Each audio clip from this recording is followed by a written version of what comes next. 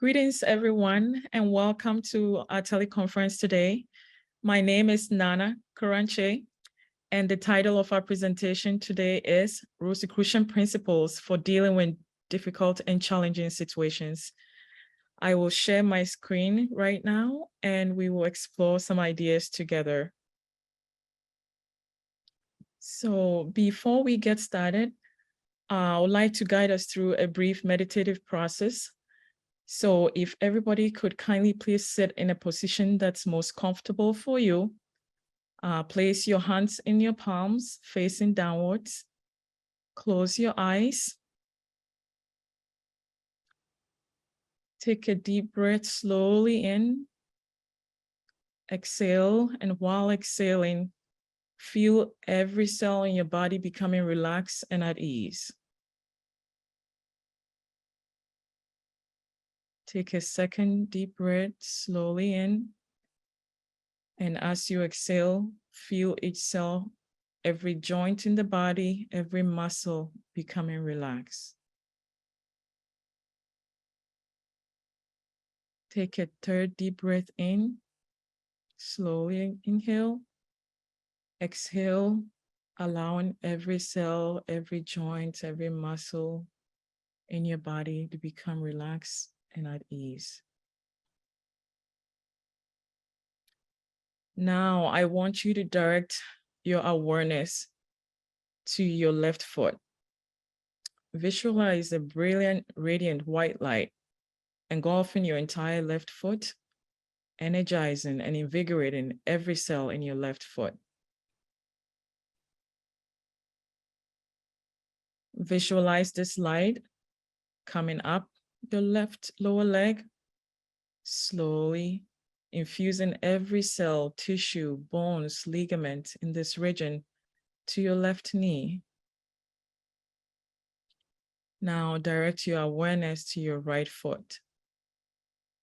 Visualize the right foot engulfed with brilliant white light, energizing, invigorating every cell in the left foot. See the light traveling upward, your left ankle, your right ankle, my apologies. Your right lower leg, your right knee. Now direct your awareness back to the left knee. Bring the light up your left thigh, all the way to your left hip. Feeling every cell being invigorated and energized by this brilliant white light. Now direct your awareness to your right knee and visualize this brilliant white light traveling up the right thigh, your right hip, your whole waist. Visualize the light rising up your back, your lower back, your mid back, and your upper back. See the light going up your spine, all the way up to your head, filling up your brain. See every cell radiating with this light after being touched by the light. Direct your awareness to your lower abdomen, chest, left fingers, left wrist, all the way up to your left elbow, up to your right shoulder. See every cell being lit up with this brilliant white light. Now direct your awareness to your right hand. Visualize all the fingers of the right hand engulfed by this brilliant white light. Your right wrist, light traveling up to your right elbow, up to your right shoulders. Visualize the light coming up your throat, the base of your throat, going up your chin, your lower jaw, both of your ears, your face, top of your head. Feel every follicle of hair on your head invigorated by this light. See your whole body now radiating in this brilliant white light. Now I see this light expanding to fill the space in which you are right now. See it continuously to expand to fill the state in which you exist or your city is. See it expanding further and further across multiple countries, and see this light engulf the entirety of the planet. Now see the whole planet radiating with the same brilliant white light. And everything on the planet, the earth of the soil of the planet, the rivers, the waters, all the living beings and creatures, including all of the humanity, being affected by this beautiful radiant white light. See it glowing brightly. Let us maintain this mental picture for a few moments.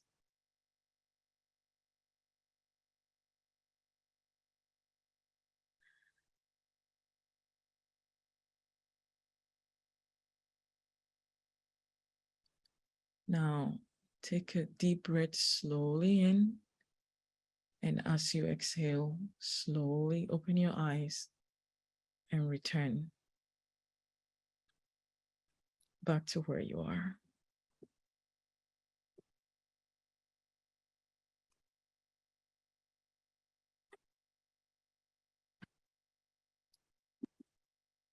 All right, so some of the tools that we will be exploring today include silence, contemplation, reflection, vowel sounds, overall exercise, and meditation.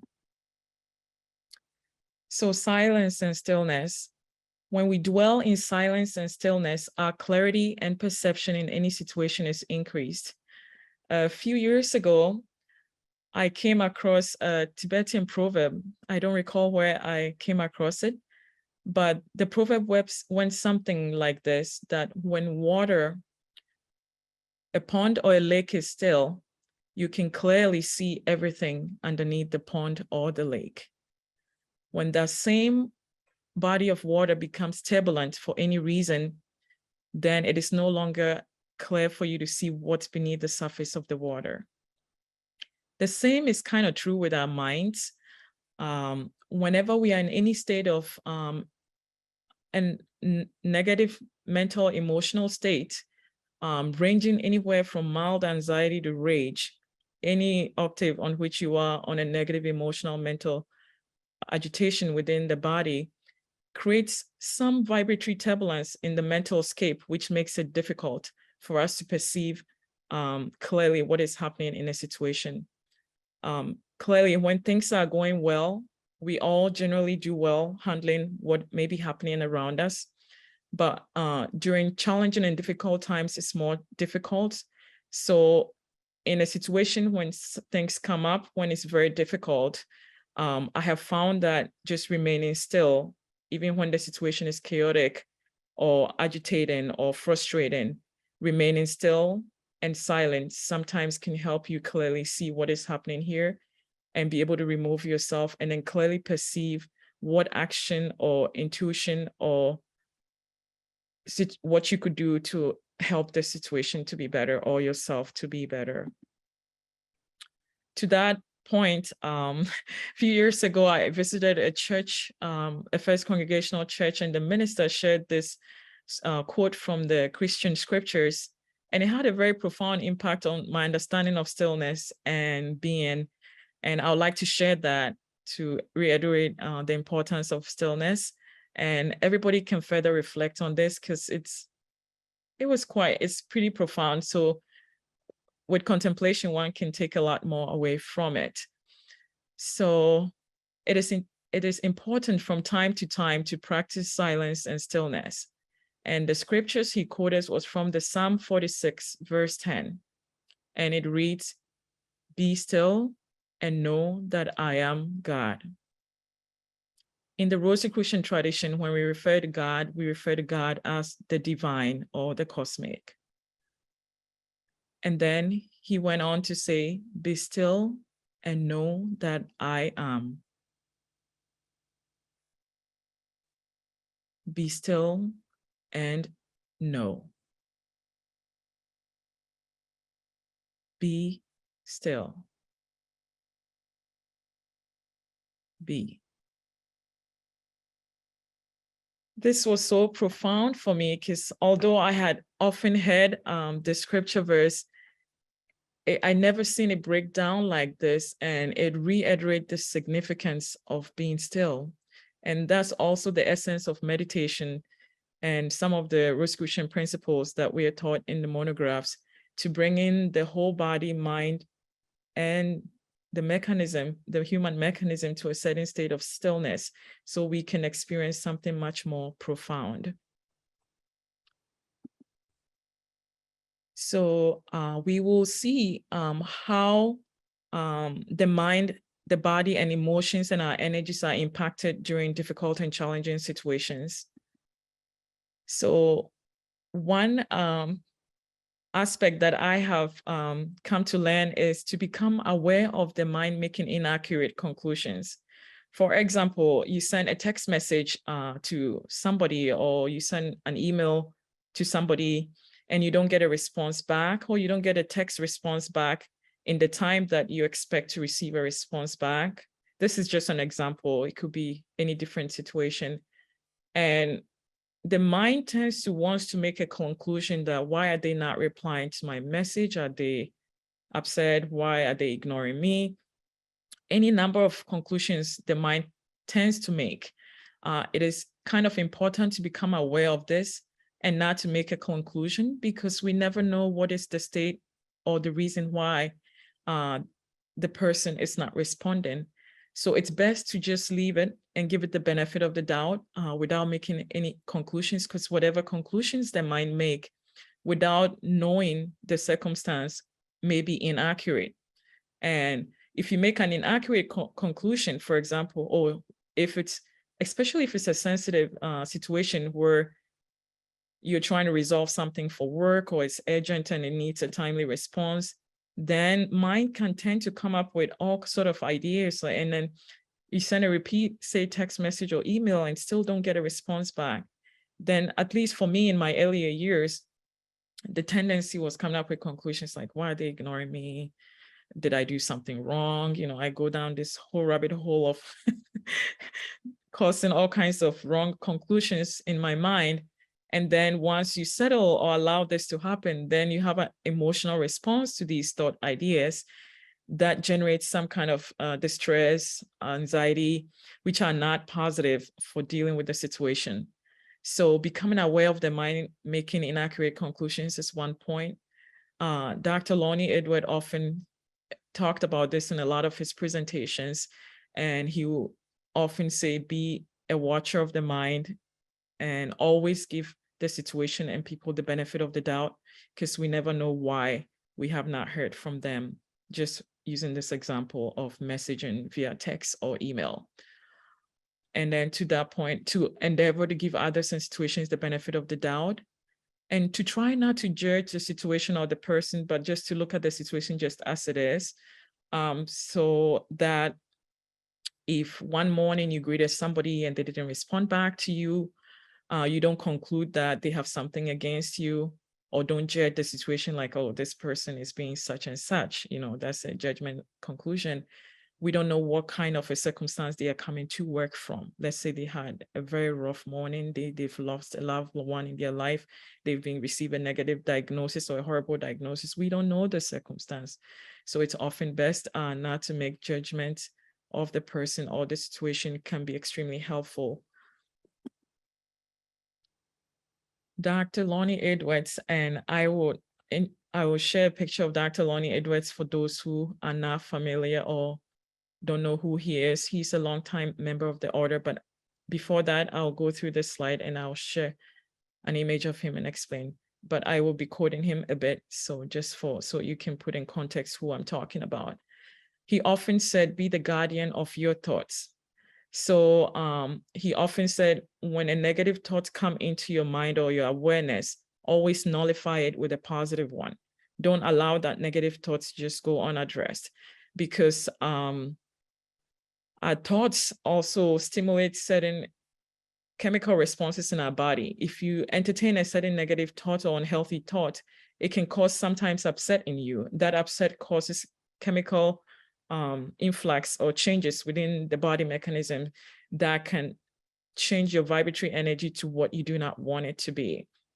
So what I have personally found extremely helpful is taking your attention periodically from the outside world to the inner world, like meditation and visualization helps to still and quiet the mind during difficult situation. If you find yourself in a distressful situation, or you feel anxiety coming up for whatever reason, or you're in a situation you feel very challenged, just sometimes you may not be able to even close your eyes, but just using the stillness or the quietness and mentally just going within yourself and focusing sometimes on like your breath or your heartbeat will help calm down your system and help you deal with the situation at hand.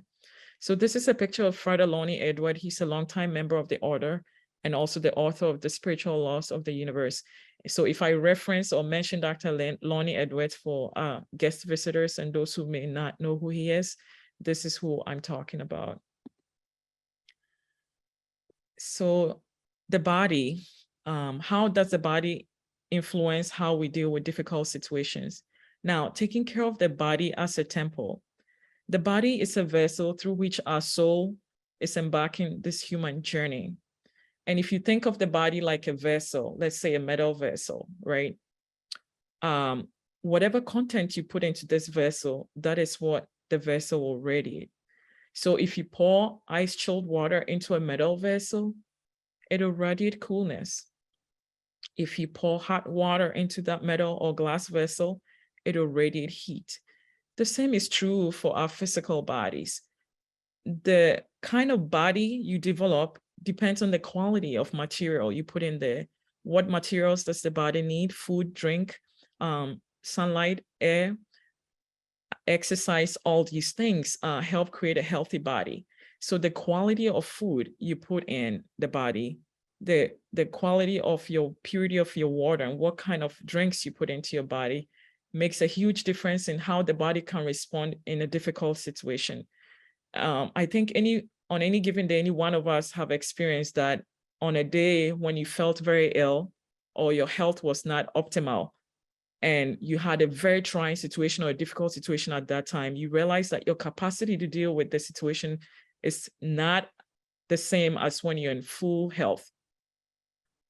So there's a book called The Spiritual Properties of Food that was written by Dr. H. Spencer Lewis, was first published, I think, in 1953 and again, 1965. It's a gem of a book that talks about the spiritual properties of food, the importance of the quality of the food you put in. Because just like a building structure, right? The type of materials you use to build any given building will determine the integrity and the quality of that building. And in turn, how that building or that physical structure that's built can withstand trauma and challenges from the outside, like storms or hurricane. So if you use good quality cement, concrete, bricks, proper wood, and you build a strong building, that building has a better integrity and a better capacity to withstand weather, tumultuous weather conditions, strong winds, and things like that. The same is true for our physical bodies. So the quality of food, your drink, avoiding intoxicants that pollutes the body, and just treating the body more like a temple and building it in such a way that its integrity is strong and can become a good seed for your spiritual growth and to deal with some of the challenges we encounter in the physical world. So if we pay close attention to our bodies, it'll let us know what is best for it and what isn't. So you will notice that on some day you eat, like on a day you didn't get a chance to eat and you just ate fruits or something, or you went to some Rosicrucian weekend or retreat something, and you ate all all healthy meals, lots of fruits and drink water, you will notice that your body function differently and you respond to situations a little bit differently than on the day that if you ate a lot of junk food or greasy food or what you call it.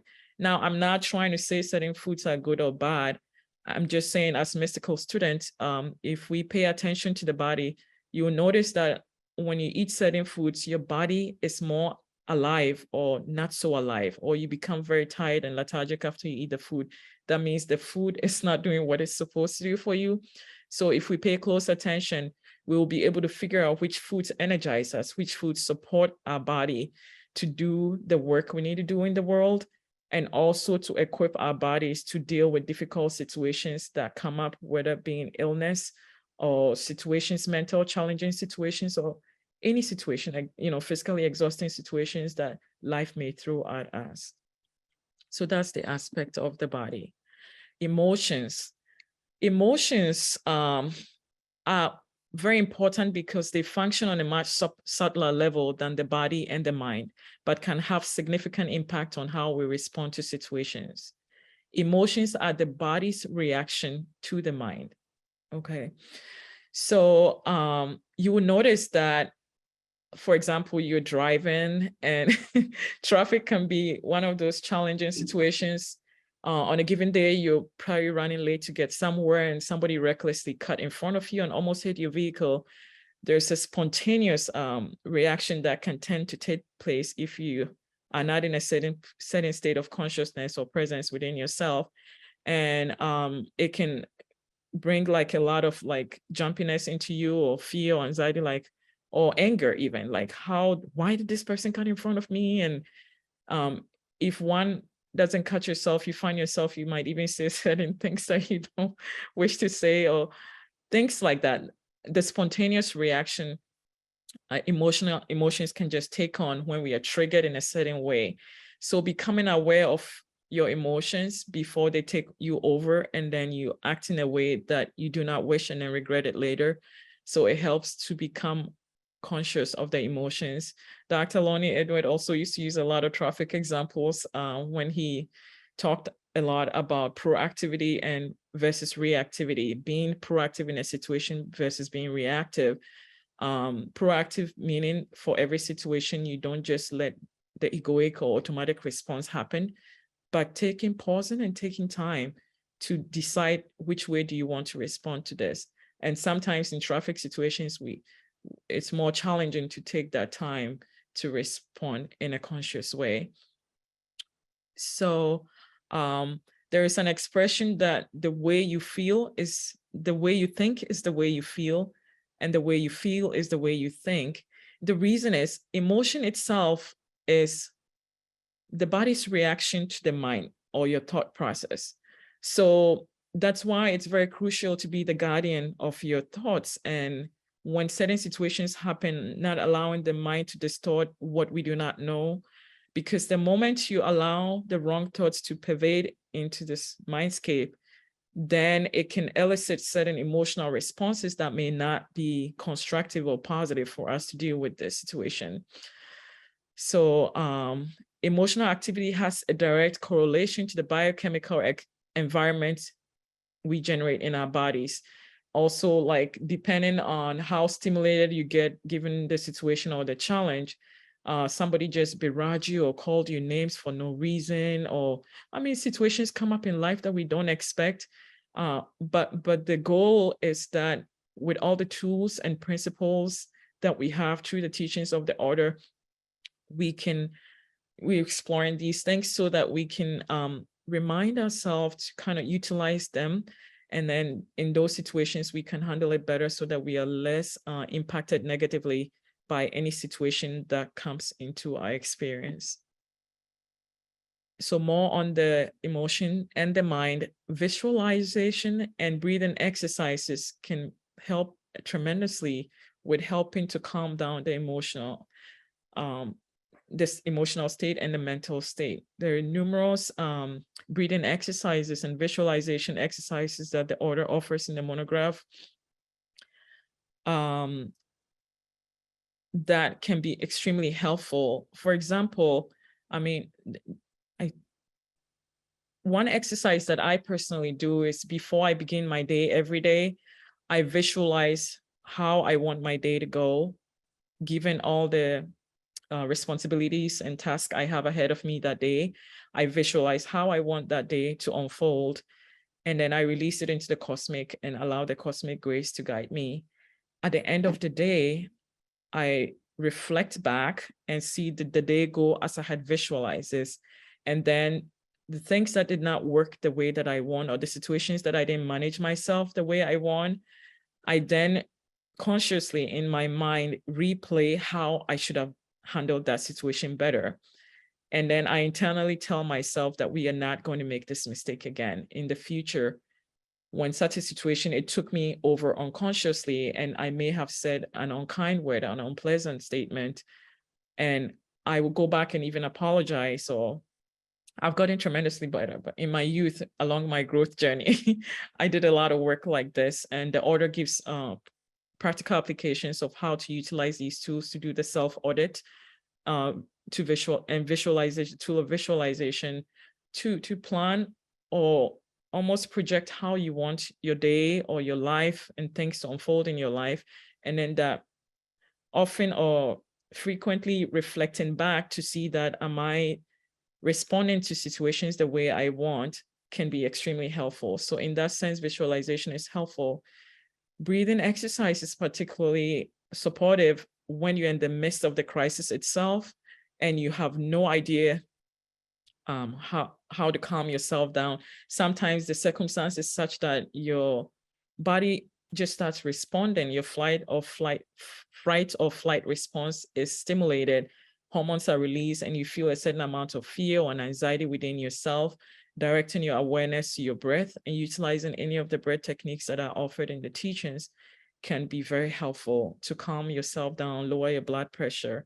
And then once you're in a state or place of calmness, you will have a better clarity and decide what to do. Meditation and visualization exercise take your awareness from the outward to the inward dimension, where all resources you need to handle yourself in any situation is.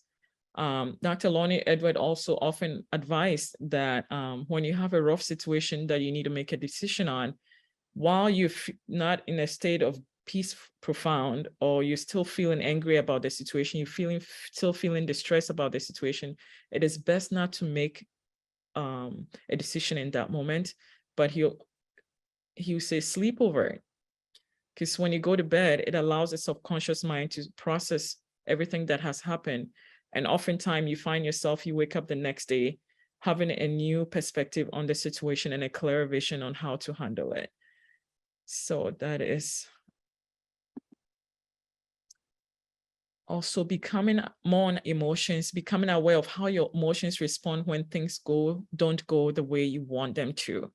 So generally, when things are going well, we all are able to deal with challenging situations. It's just in the times of crisis, especially like just personal experiences I've had this last 2.5 years with the coronavirus pandemic. And along that side, data showed there was a significant mental health pandemic alongside, because it was extremely stressful for many people.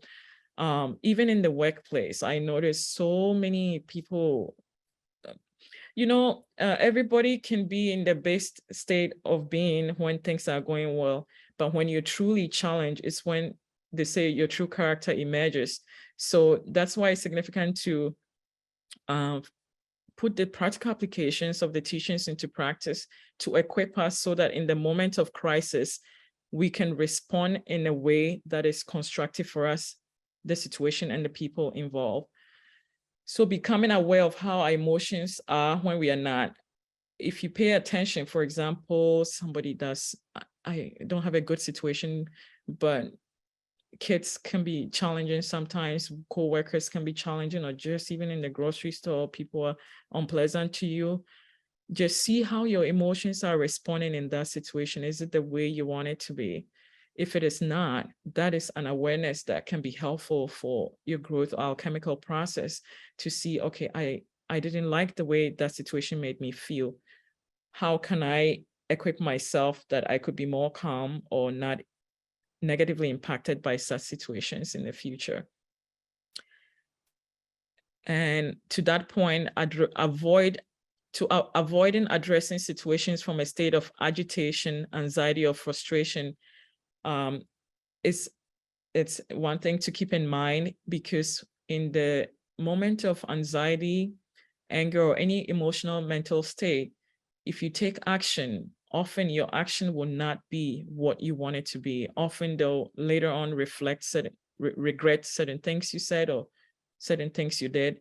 So I quote Dr. Lonnie Edwards a lot, because he inspired me, and he helped me a lot along my growth journey in the order, and his presentations really impacted my life in significant ways. And so he will often say, I apologize. If you react in a state of negativity, your reaction will become your enemy. Because in a state of negativity, what can you produce from a negative state of emotion? It's going to be angry or unpleasant, or not the same quality as if you respond from a place of peace profound or a place of peace. So it's always helpful to get yourself in a state of peacefulness and peace profound within yourself before dealing with any challenging circumstances you may be dealing with. Energy. How does our energy or challenging situations affect our energies? It is very useful practice to learn how to read your own energies in every experience. Everyone has had the experience where you've done something against natural or cosmic law, and your life energies respond in a very unique way in your body. You'll notice that, for example, if some crisis happened, or some incident happened, some situation happened, and you react very negatively or unconsciously and not from a place of peace profound, and especially if your reaction impacted others very negatively or caused pain or harm or distress to others, you notice that the vibratory energy within your body feels very different. Oftentimes you feel like an unsettling anxiety, especially if you get really angry or really frustrated, or like especially in very high frictious situations or negative situations. You can feel a certain vibratory energy change within your body. Some people feel it in their chest region, some people feel in their solar plexus, some people feel in their back. It's different for different people, but you will notice that if you act strongly negatively, after that negative action, your energy feels very different in your body. And you know it's not a pleasant feeling. That is your body's way of telling you your action was not in line with cosmic law. So becoming aware of how your energies respond, or you're becoming aware of how your vibratory energies are within yourself in every situation, can be good information for you to now then figure out, how can I work this so that in high challenging situations like this, I don't get my energies all distorted in a negative way like that. On the contrary, if you do significant, profound work or good deed, or not sacrifice yourself, but go out of your way to help somebody immensely in a very difficult situation they may be in spite of yourself, like you could have spent that time doing something, but you took that time out to support another person, and you made a strongly positive impact on their life. Or even in a situation when somebody is hurt or motor vehicle accident, just the support you provide the hurt person or the injured person, and they feel so grateful afterwards, that also generates a certain vibratory energy impact in the energy system within our bodies. And so if we pay attention to these things, they can be informative for us to do the alchemical work that the body's vibratory energies itself can help us to constantly kind of tweak and perfect that, so that no matter what the situation or challenge is, the vibratory energy will be in a state of stillness, in a state of peacefulness, in a state of peace profound, so that we don't leave any situation shredded in our energies, or distress in our mental state, or physically just not feeling good because the situation was so negative. And in life, we cannot always decide what happens, because we interact with so many different people in our lives, people we know, those we don't know, family, non-family members. As we live in the physical world, from time to time, you encounter situations that can be very challenging. They may not be on a global scale like the coronavirus pandemic in the different ways that impacted us, but in our everyday today encounters with even our children, the way we talk to family, the way we talk to people on the street, every word, every thought, every action has a certain impact in the world. It has an impact on the people we interact with. So using all these tools to constantly kind of perfect that process within ourselves, for me, has been very profound. And the tools have been very helpful for me. Developing a daily spiritual practice can be very fundamental in equipping ourselves to have a solid foundation to deal with whatever may come at us in life. So making a commitment to your self-realization by developing a daily practice that works for you. I think in the monographs, in the Rosicrucian beginning monographs, they give such beautiful guidelines of creating a little space in your home or your apartment where you can daily attune and do your mystical work and attune with the God of your heart. And it has played a significant role in my life to such a point that on the days that I don't do my mystical practice and I just go out in the world, my day doesn't go the same way as the days that I maintain that discipline and going in before I head into the world to do whatever is needed. And then at the end of the day, going back to reflect, whichever format that works for you. And the monographs gives guidance on some of these things.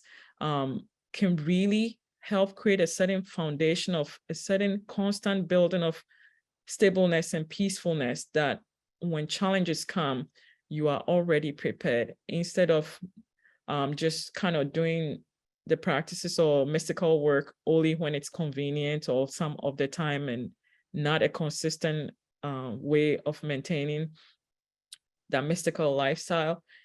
You notice that when things come to you or challenge situations come, you may not be able to deal with them the way you could have if you maintain a certain spiritual practice, which is recommended in the monographs. But everybody, according to your own needs and your lifestyle and what you need, you can create that commitment. And also putting the practical applications of the teachings into practice has been a tremendous support for me.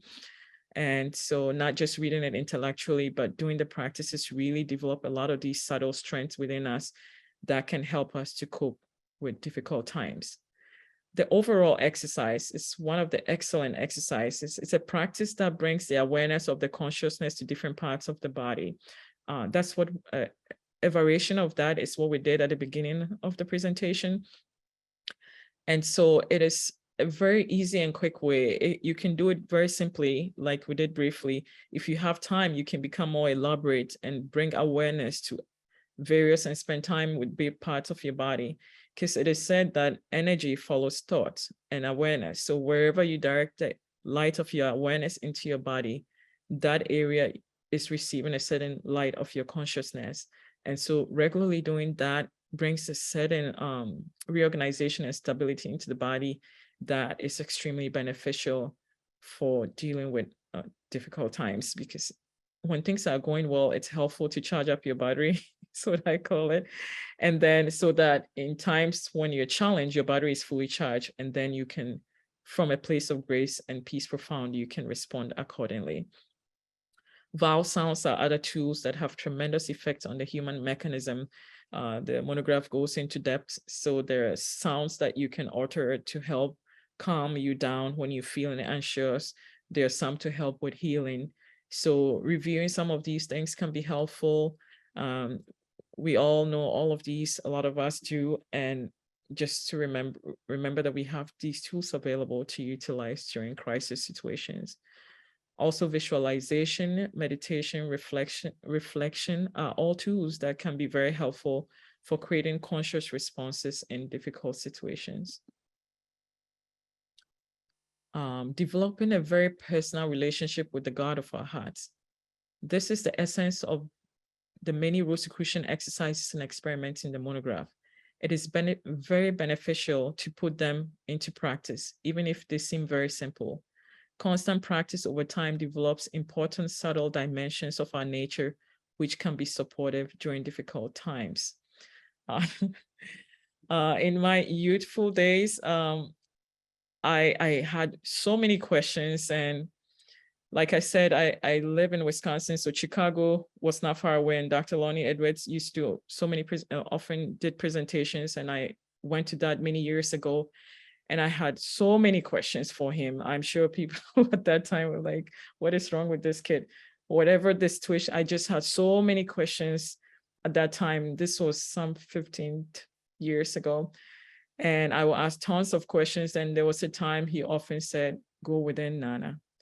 And I'll say, I go within and I don't get anything. He said, you keep going in, and I'm very grateful for this because he did a presentation, Dr. Lonnie Edward did a presentation on the significance of building a very intimate relationship with the God of your heart, so that when you're in a situation of crisis, and the author talks about this as well in so many different ways, that you're not reaching outward for solution, because the solution is all within yourself.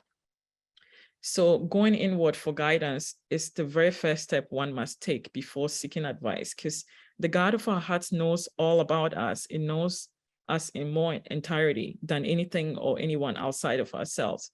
So going first within yourself and asking, God of my heart, and Dr. Lonnie Edwards said, you have to be so personal. It's not that, it doesn't matter what it is, like you challenge with cooking a certain food, or you challenge doing a certain work at work. He said, you go within and you say, dear God of my heart, I'm having a hard time dealing with this. Give me guidance on how to become better at it. That intimate, he said, you can be with the God of your heart. So at first I thought, oh, you have to sit in some mystical posture, go into some realms of state, then you contact the God of your heart. This was earlier years, my earlier days in my spiritual journey or mystical journey. But his presentations and some of his workshops taught me that it doesn't have to be some epic meditative state to contact your God of your heart. In all your everyday encounter, for anything that is challenging for you, you can ask for help and guidance. And he said, the more that you do this, the more your connection with the God of your heart becomes, and the more intimate that relation gets. You will notice that it gets to a point. Initially, when I started, I'll go within and I felt like a blank, like nothing comes, and I'll whine and complain, like this is not working. And he kept sending me back and back. And then it got to a point where I go within, and then for ideas, say for a project at work or for school, it didn't matter what. And I will go to bed and wake up the next morning, and information specifically about what I asked the God of my heart for will just come down to me first thing when I wake up, like a download. And I literally have to write so fast or type everything. And it has become such a big part of my own personal life. I don't do anything actually significant without going in for guidance and grace to do it. And it has not let me down ever. So it is a very, very good practice to know and develop that relationship with the God of your heart. Anything as simple as teach me how to give me ideas on this project, help me, give me guidance on how to cope with these circumstances, show me how to handle this situation. That conversation, that intimacy has to be there with the God of your heart. And the more you do it, the better you get at it. And then you notice that sometimes the moment of challenge or crisis, spontaneously, the God of your heart provides you resources in the immediate situation. Clarity just comes, and you know to be calm. You focus on your breath immediately, and all these things we're talking about comes to play. So everybody has access. We all have the God of our hearts within us. And so developing this relationship can be extremely helpful to cope with just about any situation in our lives. Whenever you challenge in any way, make a conscious effort to first go within yourself for guidance and clarity. Then from there, take whatever necessary actions you are inspired to do.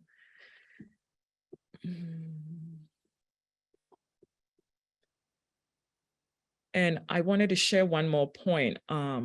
Dr. Lonnie Edward used to say that in the moment you're experiencing a crisis, in the midst of the crisis itself, if you can be conscious enough to go within to seek for help, you will receive help in that moment. And I want to share a story of an incident that happened to me personally, utilizing this technique. It was very interesting because that weekend I drove to Chicago and sat through one of his workshops, and he talked about the relationship with the God of the heart, proactivity versus reactivity, and all these things. And then he shared about, in the moment of challenge, remember within the moment to ask for help.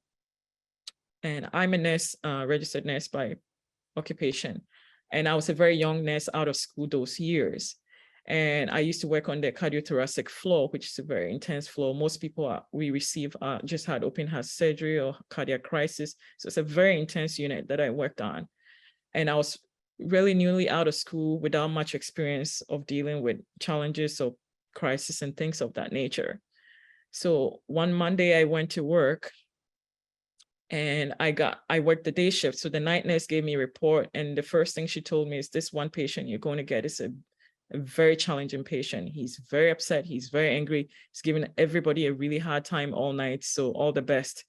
This is what's going on with him. And just FYI, he's been very nasty and unpleasant.